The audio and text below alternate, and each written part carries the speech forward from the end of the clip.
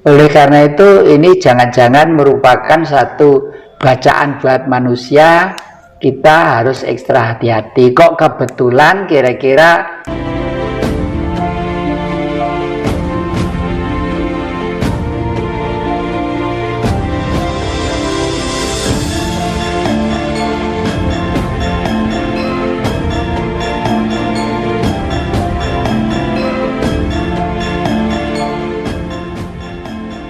jadi Bu Wardo itu tahu saya itu seneng banget di sana lah.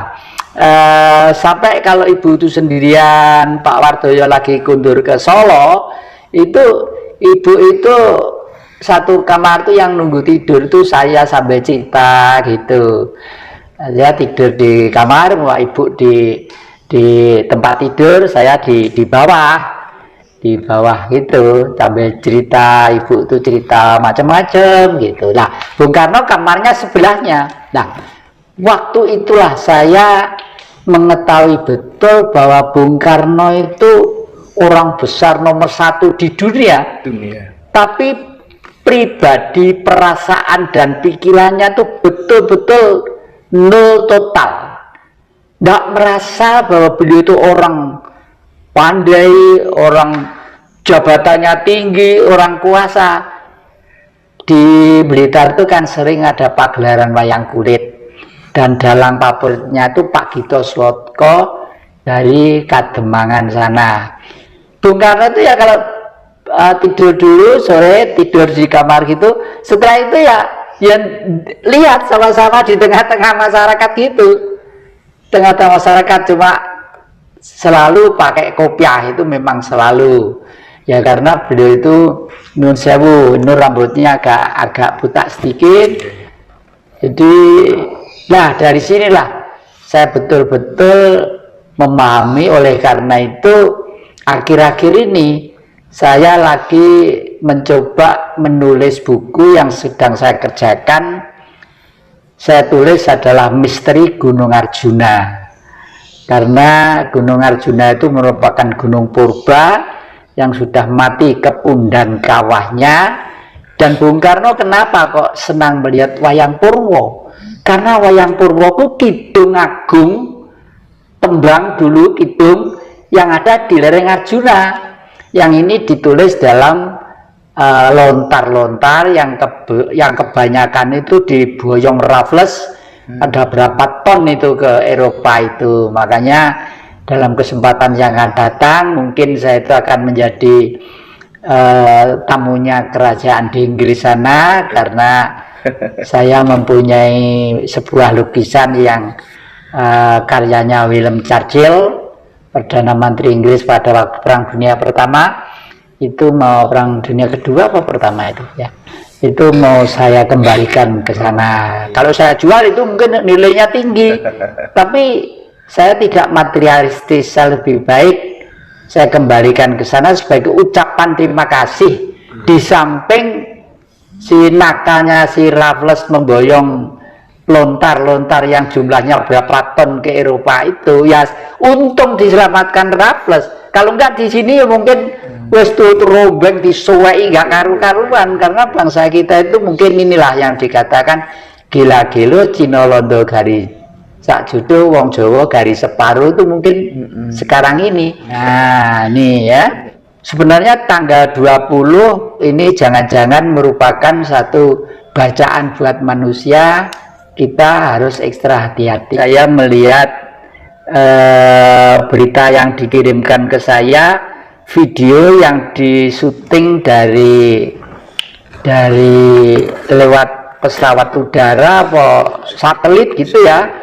Waduh, kutub utara udah lelah. Dan akhir-akhir ini seorang paranormal kulit putih dari Jerman namanya Jerry, itu beliau bilang begini, beliau sekarang berada di daerah pantai selatan karena beliau pengen menyelamatkan rakyat di pantai selatan. Duh, kenapa diselamatkan? Ada dua sebab, Pak. Satu, pantai selatan itu akan dibuat lintas selatan, lintas timur, lintas selatan. Jadi di sana akan menjadi daerah yang ramai. Saya tidak ingin rakyat Indonesia itu nanti terus-menerus menderita karena belum ada orang-orang yang memperhatikan tentang kebahagiaannya, sampai dia itu hidup di tengah-tengah kampung, mengantisipasi, ngajak nanti kalau ada apa-apa tolong siap-siap gini gitu ya. Lalu dia sekarang pamit ke saya, mampir di rumah saya sini, lalu ke Laut Selatan, malah minta dibukakan tarot juga. Dia seneng tarot, seneng banget saya ceritakan tentang tarot. Dan dia itu anehnya bilang apa? Indonesia nanti, Romo, di Indonesia nanti itu akan menjadi baik kembali kalau sudah dipimpin oleh seorang raja gitu. Lah rajanya siapa dan dari mana? Wah, itu alam nanti yang menentukan, alam. Hanya kelihatannya bangsa Indonesia harus mengalami suatu peristiwa yang agak menyusahkan. Salaman dengan saya, jabatan tangan gitu. Karena apa? Saya di dalam buku sudah menulis Indonesia nanti akan melampaui peristiwa di mana manusia itu akan mengalami peristiwa sakit terhimpit sampai ke langit. Baru nanti kembali sadar bahwa kita hidup di surga, harus memelihara surga dengan fokus madep, mantap, mengharap, mangudi merengalah la ilaha illallah. Nah, leluhur adalah peninggalan bumi yang namanya Indonesia ini, bukan leluhur bangsa lain. Seperti itu.